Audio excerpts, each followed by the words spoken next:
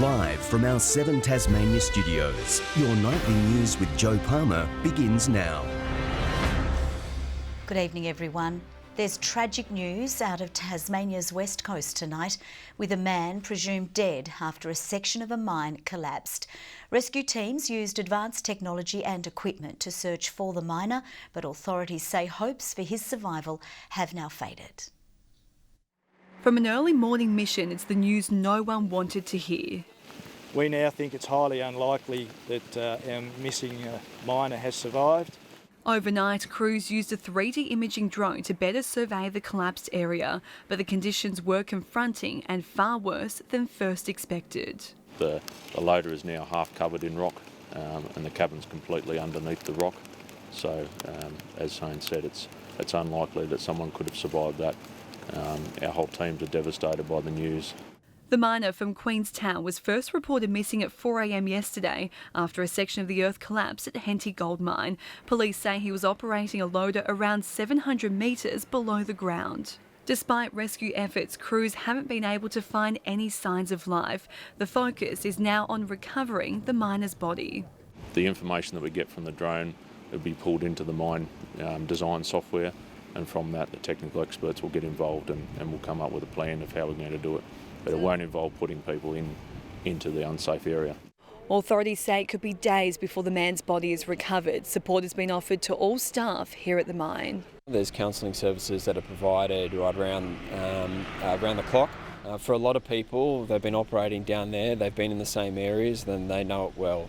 And this event has happened and it's come as a massive shock because we don't actually know what's happened, and that's a scary thing. The Tasmanian Government will continue to provide all necessary support and resources required to ensure the search operation at Henty Gold Mine can be conducted safely. The contractor says the mine will remain closed for now as the West Coast community tries to come to terms with another mining tragedy. Letitia Wallace, 7 Tasmanian News. As the West Coast comes to terms with this mining incident, it's hoped we'll have more answers soon on 2 other incidents at another mine. The coroner today heard details about an inquest that's set to resume after legal challenges probing the deaths of 3 Mount Lyell copper mine workers nearly 6 years ago. Our reporter Ruby Kamain has more. After a near 2-year pause, the coroner's court here in Hobart is set to resume an inquest into the deaths of 3 West Coast miners. In December 2013, 2 workers were killed after a temporary wooden platform collapsed at the Mount Lyell copper mine at Queenstown. Craig Gleeson and Alastair Lucas, aged 45 and 25, were members of the maintenance crew. And then around 6 weeks later, another tragedy hit the mine. 55-year-old Michael Walsh, known as Digger, died in an underground mudslide on site. A coronial inquest into all 3 deaths beginning in April 2018, looking into procedures, rescue response times and potential structural inadequacies. But the hearings were put on pause as the site operator Copper Mines Tasmania challenged the inclusion of 7 reports written by mining consultant John Webber over the integrity of his expertise. But the company lost its argument in the Supreme Court and the High Court. Today, the coroner heard Copper Mines wants to cross-examine the source material of the report. The inquest, to be heard by Coroner Simon Cooper, is expected to run for a few days, beginning on the 11th of May. After less than a week in the top job, Tasmania's new Premier has revealed who in his government will be running our state. Peter Gutwein announcing he'll be tackling climate change head on. But he's decided to split Treasury in half, leaving his former rival to take on the controversial poker machine changes. June last year, a new cabinet was revealed to Tasmania and sworn in. But today, less than 7 months later, the ministry has been given another shake-up. I said on Monday that this would be a government of conviction, compassion and of opportunity, and I believe that the new ministry gets it right. The new Premier will hold on to Treasury, but he's split the job in half. His former leadership rival Michael Ferguson to become Finance Minister, including responsibilities for gaming, just as Parliament prepares to debate controversial and complicated poker machine legislation. He's smart, he has real intellect, he is prepared to work very, very hard and he's a man of integrity, and I look forward to sharing those roles with him. Upper House MP Jane Howlett has been promoted, given sport and racing. The Premier will also become the first Tasmanian Liberal climate change minister. Impact of climate change is affecting our rainfall. It's obviously we have challenges that we need to take on, and it's important, I think, that as Premier I take on those challenges. We're hoping that the new Minister for Climate Change, Premier Gutwin, will accept we're in a climate emergency, move to declare one, and put in place real policies. Roger Yench to stay in housing and Sarah Courtney in health. But Labor says it should be the Premier loaded up with those responsibilities. He's just left housing and health with the same ministers who've delivered the same poor results. If he was serious about addressing health and housing, maybe the Premier should have considered taking on responsibility for those issues himself. The new cabinet will be sworn in early next week. How are you feeling? And our political reporter Michelle Wisby joins us now. Good evening, Michelle. What do these changes mean for the new Premier's government? Well, Joe, most of those major portfolios have stayed with the same people. That will help provide some stability under this new Premier.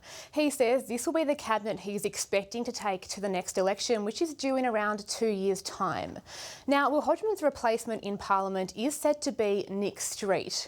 We heard today he's not expected to take on any portfolios. So, Joe, he'll be sitting on a very small backbench. An 81-year-old walker has been rescued from dense bushland near Hobart after becoming lost last night.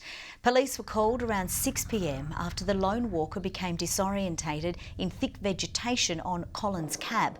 A rescue helicopter was called in to locate the man, who was found to be cold but with no injuries.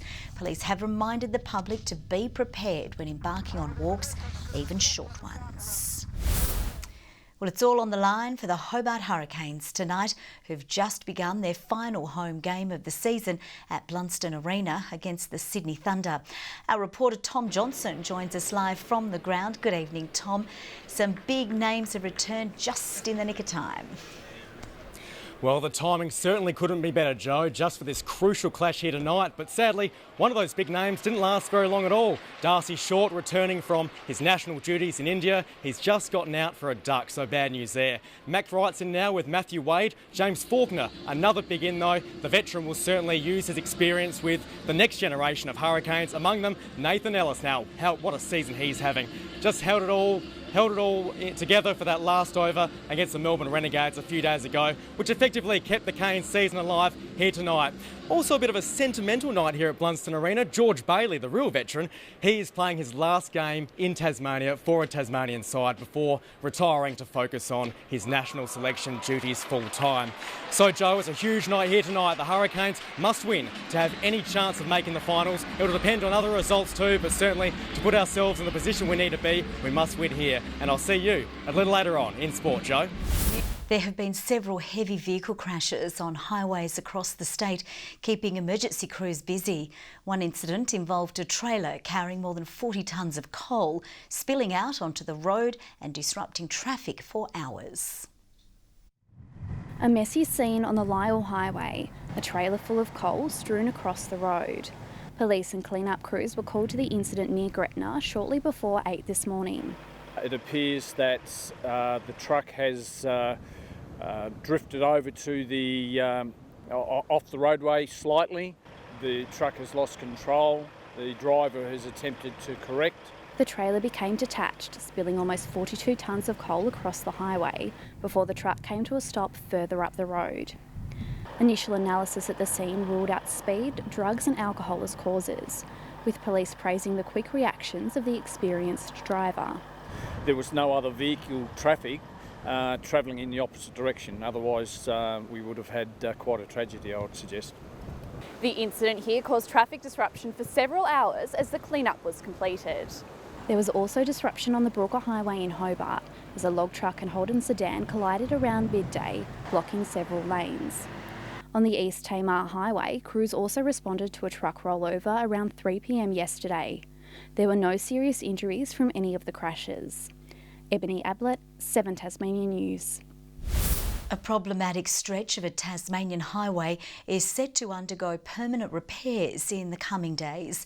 Contractors will begin work on the damaged Midland Highway near Epping Forest, which late last year seemingly melted in scorching weather conditions. The rebuild is expected to take around a week, but there could be frustrations for motorists, with delays of up to 15 minutes expected. A proposal to construct a second energy connection between Tasmania and the mainland has taken a step forward. In February and March, Tas Networks will be undertaking a marine survey in Bass Strait to work out the best design and route for a potential second Basslink cable. The organisation says the work is an important step in ensuring the plan is ready on time to meet the nation's growing energy needs. Vessels in nearby water are urged to stay more than 500 metres away from the working ship, the MV Silver Star, while it completes the survey. One of Tasmania's oldest family businesses has today handed over the reins. F&W Stewart Jewellers have 4 generations of retail experience in Launceston, with century-old historical artefacts set to be retained for public viewing. Since the days of horse and cart, it's been a staple on Charles Street, attracting locals set on elegant accessories. They go off often with a spring in their step, particularly if it's a man, because it can be quite stressful. It's also been a jewel in the crown for the Stewart family for 4 generations, but today will be their last behind the counter. I'm feeling a little bit nostalgic, but on the other hand, I am looking forward to retiring. The heritage-listed building changing hands to a new wave of jewellers. We just love the story, the Stewart's amazing history here. Throughout the 140-year journey, there's been changes in fashion. Gold is very difficult to sell at the moment because the price of gold is very, very high. Silver is now very fashionable. So too manufacturing methods. Electrical welding or soldering machine that was used back in the day. Today we use a little torch. There's so much history in this workshop, with some pieces of equipment tracing back to the 1800s, and the new owners want to show it all off to the public. We'll actually offer a free tour of anyone who's interested. The building, the heritage and the ornaments will remain, the name will not. We haven't purchased the business name, we've just purchased the property itself. Next week will mark the start of a new chapter for owners past and present. For the first little while, I think I might be doing absolutely as little as possible. Garth Burley, 7 Tasmanian News. The Mowbray Vet Clinic is counting the cost after thieves targeted the business for the 4th time in as many months. Management say a robber smashed his way through the front door 2 nights ago, allegedly stealing a guide dog donation box and causing thousands of dollars in damage. Anyone with information about the incident should contact police. Jeans West has announced one of its Tasmanian stores will close as the retailer goes into voluntary administration. The chain's Hobart City store in the Elizabeth Street Mall is among 37 outlets nationwide shutting their doors. 263 employees across the country will lose their jobs. Jeans West's Burnie, Devonport and Launceston stores will remain open, along with 3 other outlets in Greater Hobart. A number of riders were caught up in a big crash in stage 4 of the Tour Down Under as the riders closed in on the finish line at Murray Bridge. Oh, there's been a crash here, and that is one of the riders from Education First has taken a very nasty tumble. As the pace picked up, George Bennett came unstuck just trying to stay on the road. Caleb Ewan steered clear of the carnage to power home in a sprint finish to take the stage victory. Tasmania's Richie Port retained the leader's ochre jersey. Good evening. Temperatures range from 1 on Mount Wellington to our top today of 24 at Friendly Beaches, Hobart and Burnie 20, Launceston and Devonport 21.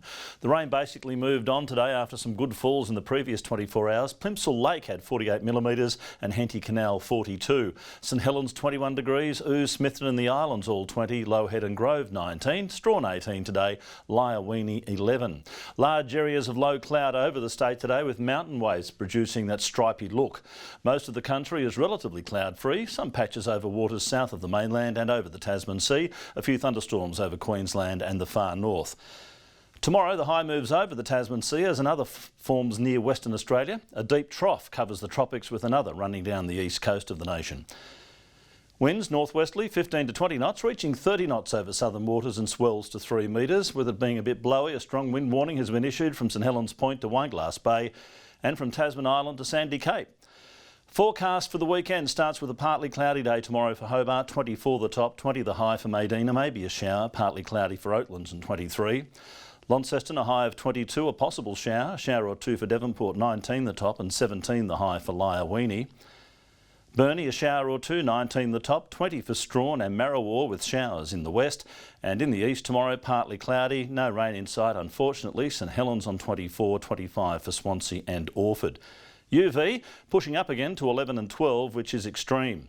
On Sunday, mostly cloudy with showers contracting to the west and far south. Fine for most of Tasmania on Monday, apart from a shower over the west. And on Tuesday, a few showers over the west and far south. Otherwise fine. Sunny and 34 in Perth. Cloudy in Adelaide tomorrow. A sunny 26 in Melbourne. Warm in Canberra, 31 there. A possible shower for Sydney. And a wet day in Brisbane. And partly cloudy conditions right around the state. Hobart 20, Launceston 19, Devonport 18 degrees. Joe, I'll see you on Monday. Hold on, no, it's a public holiday Monday. I might just take that off. I'll see you Tuesday. Well, you keep taking lots of days off. Thank you very much for that, Murph. That's all from the team for now. Hope you have a lovely evening. We'll see you a bit later with updates. Bye for now.